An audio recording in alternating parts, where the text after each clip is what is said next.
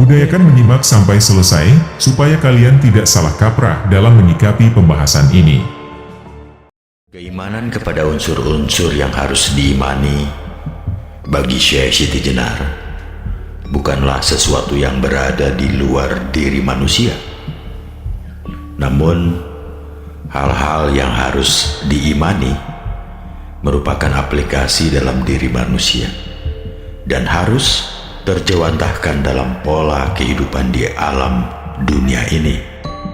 Hal ini tercermin dalam ajaran Syekh Siti Jenar mengenai panunggaling iman, yang intinya adalah bahwa keimanan bukan hanya sesuatu yang berupa turunannya hidayah dari Tuhan kepada manusia, akan tetapi keimanan merupakan perpaduan antara kehendak Allah dalam memilih manusia untuk beriman dengan kehendak manusia untuk mengenal Tuhannya, yang pada giliran berikutnya manusia tersebut mengejawantahkan keimanan dalam perilaku sehari-hari. Dan inilah yang akan menjadi modal utama bagi proses perjalanan spiritualnya menuju Allah.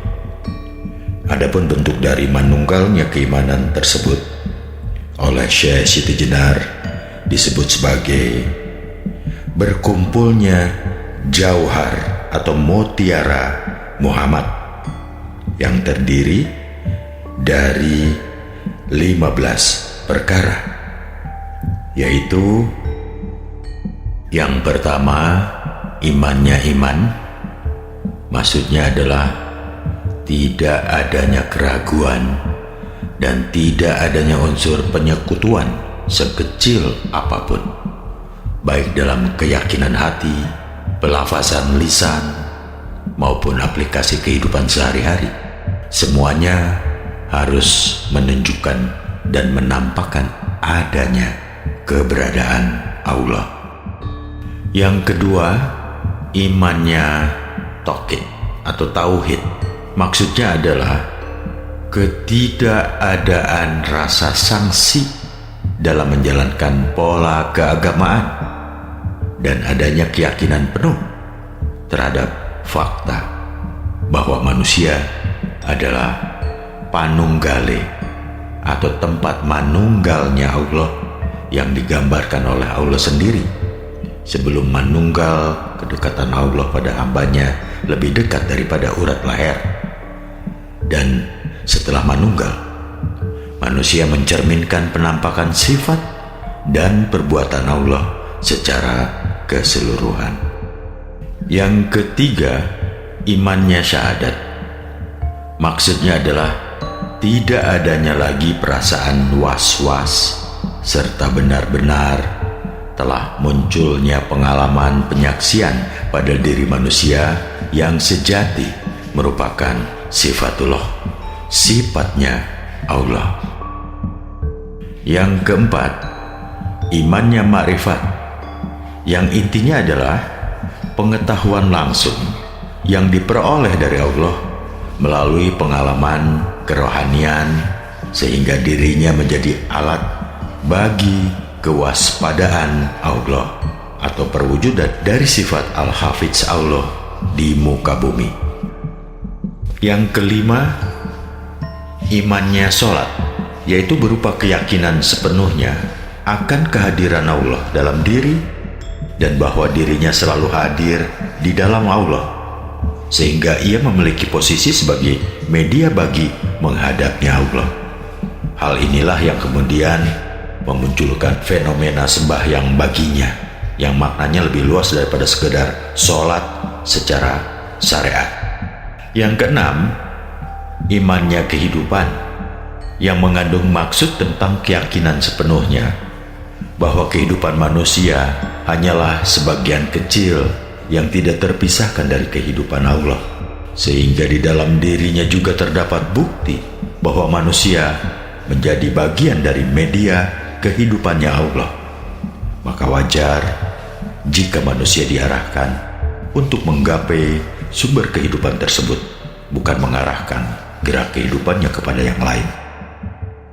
Yang ketujuh, imannya takdir. Maksudnya adalah bahwa setelah manusia sampai pada pengalaman kerohanian yang tinggi, fana dan bako, ia mencerminkan diri sebagai bagian dari sifat jalal dan kamal Allah, sehingga manusia tersebut adalah menjadi kepunyaan keagungan Allah. Yang kedelapan, imannya saderah. Maksudnya adalah bahwa dalam dirinya sudah tidak ada lagi rasa was-was, kebimbangan, atau perasaan ragu-ragu bahwa dirinya merupakan arena pertemuan Allah. Yang kesembilan, imannya kematian, mengandung arti tentang keyakinan penuh bahwa kehidupan manusia di dunia ini adalah perjalanan kematian, yang melalui gerbang kematian fisik tersebut, pada gilirannya ia akan berada dalam kesucian Allah. Yang kesepuluh, imannya junud, yaitu adanya keyakinan sepenuhnya tanpa keraguan sedikit pun bahwa al-insan al-kamil dalam posisinya sebagai mikrokosmos merupakan wadahnya Allah. Ia ibarat ceruk-ceruk tempat terpancarnya cahaya yang berasal dari sumber cahaya. Yang ke-11, imannya jinabat, bahwa orang yang sudah mengalami kemanunggalan memiliki keyakinan sepenuhnya bahwa dalam dirinya terkandung inti kawimbuhaning atau bertambahnya nikmat dan anugerah Allah.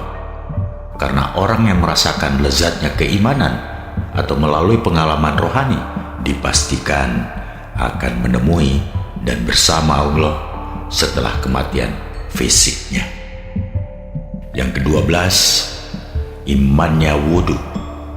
Wudhu secara syariat merupakan cara membersihkan diri dari semua jenis kotoran fisik dan rohani.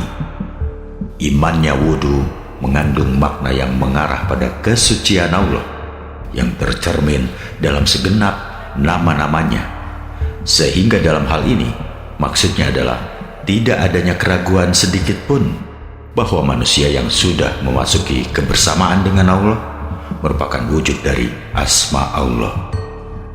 Yang ke-13, imannya kalam atau perkataan, yaitu keyakinan utuh tanpa kesangsian sedikit pun bahwa ia adalah ucapan Allah. Apa yang ia ungkapkan dalam bentuk perkataan dan perbuatan selalu mencerminkan hal tersebut. Yang ke-14, imannya akal. Keimanan ini merupakan bentuk dari konsekuensi keimanan sebelumnya, dan pada konteks ini manusia yang manunggal atau menempuh jalan ke arah kemanunggalan memiliki keyakinan sepenuhnya bahwa manusia pada hakikatnya adalah juru bicara Allah. Dan yang ke-15, imannya nur, cahaya. Maksudnya adalah tidak adanya kesangsian lagi bahwa dirinya adalah wujudullah, yaitu tempat berkumpulnya seluruh jagat, makrokosmos, dunia, akhirat, surga, neraka, ars, kursi, lauh al-kalam, bumi, langit, manusia, jin, belis atau iblis laknat, malaikat, nabi, wali, orang mukmin, nyawa semua itu berkumpul di pucuknya jantung yang disebut alam kiyal atau alam al-hayal. Maksudnya adalah yang memiliki sifat lahut atau ketuhanan, yang maksudnya adalah angan-angannya Tuhan. Itulah yang agung yang disebut alam barzakh, yang maksudnya adalah pamoring Gusti Kawula, yang disebut alam mitsal, yang maksudnya adalah awal pengetahuan, yaitu kesucian zat sifat asma af'al, yang disebut alam arwah. Maksudnya berkumpulnya nyawa yang adalah dipenuhi sifat kamal jamal, yang merupakan angan-angannya Tuhan. Artinya bahwa ia sepenuhnya adalah perwujudan dari apa yang menjadi keinginan Tuhan serta maksud keberadaannya. Ajaran yang sudah disampaikan tadi terkenal dengan sebutan panunggaling iman, merujuk pada perhitungan seorang manusia yang disebut sebagai mukmin atau orang yang beriman adalah jika dalam dirinya sudah terdapat aplikasi dari 230 karakter keimanan yang disebut dalam Al-Quran. Dari 230 karakter tersebut, jika diringkas memang mengarah pada 15 jenis aplikasi keimanan dalam pola kemanunggalan ajaran Syekh Siti Jenar tersebut. Sehingga tidak salah jika kemudian kesatu paduan 15 jenis keimanan itu disebut sebagai panunggaling iman. Berdasarkan pada aplikasi iman dalam bentuk keimanan manunggaling Kawula Gusti tersebut, tampak bahwa fungsi manusia sebagai Khalifatullah atau wakil real Allah di muka bumi betul-betul nyata. Manusia adalah cermin dan pancaran wujud Allah dengan fungsi irodat dan kodrat yang berimbang. Semua bentuk syariat agama ternyata memiliki wujud implementasi bagi tekad hatinya, sekaligus ditampakkan melalui tingkah lahiriahnya. Jika sudah bahwa dalam sistem sufisme Syekh Siti Jenar, ajaran langit Allah berhasil dibumikan oleh Syekh Siti Jenar melalui doktrin utama manunggaling Kawula Gusti. Manusia diajak untuk membuktikan keberadaan Allah secara langsung, bukan hanya memahami keberadaan dari sisi nalar pikir atau ilmu dan rasa sentimen makhluk atau perasaan yang dipaksa dengan doktrin surga dan neraka. Syekh Siti Jenar mengajarkan dan mengajak manusia bersama-sama merasakan Allah dalam diri pribadi masing-masing, yang dengan itu mereka akan bisa melalui pintu kematian untuk manunggal kembali dengan Sang Maha Asa. Rumusan Syekh Siti Jenar tentang panunggaling iman ini, jika ditelusuri secara lebih mendalam, tidaklah keluar dari mainstream umum ajaran sufisme yang berujung pada ajaran rohani Rasulullah Muhammad Sallallahu Alaihi Wasallam, terutama yang terkait atsar para sufi, bahwa Allah merupakan mutiara tersembunyi bagi manusia yang harus dicari bagi mereka yang menginginkan pertemuan langsung dengan Allah. Selain itu juga berlandaskan pada konsepsi sufisme bahwa Allah menjadi rahasia manusia dan manusia merupakan rahasia dari Allah. Demikian yang bisa saya sampaikan dalam video ini. Terima kasih atas perhatiannya. Wassalamualaikum warahmatullahi wabarakatuh.